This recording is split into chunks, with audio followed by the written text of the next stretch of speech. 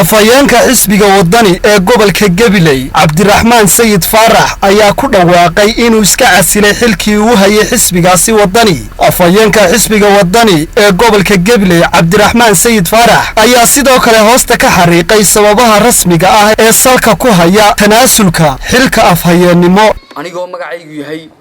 Cabdiraxmaan Sayid Faarax afhayeenkii xisbiga wadani ee gobolka Gabiley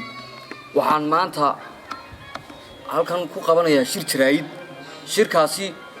oo aan ku soo saaray qodobo door ah kadib eegitaanka xaqiiqooyin fara badan iyo darsidda dhibaatooyin ku xeeran arrimaha waaqaca saaxadda ee siyaasadda waxaan doorbiday anoon cidna durayn anoon cidna ka cabanayn inaan ka tago ama istiqaalada u dhiibo xisbiga wadani oo hore iigu magacaabay afhayeenka gobolka Gabiley ama Regional Executive Committee Spokesman. marka maanta waxaan gartay inaan istiqaaladii u dhiibo oran maayo waan iscasilayaa ilaahayna ma casilay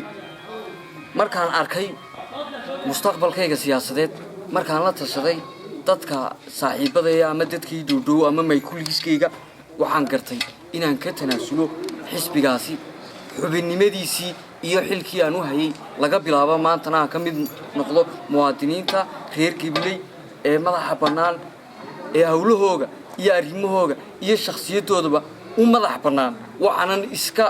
daba qaaday backgroundkii xidhayay ee tuhunka mooyaane aan wax kale ahayn. waxaan u sheegayaa dhalinyaradii reer Gabiley iyo dhalinyarada soo koraysa inaanay waxba halkaa ku hungoobin raggeygii mabda'a adkaa raggeygii qiimaha lahaa raggii dayaxa ahaa cadceed horaa ka sii dhacday dayixii ugu dambeeyayna maantuu kaaba baxay waxa weeye waxa intaasiba arkeen ayaanu idiin soo gudbinaynaa reer Gabiley.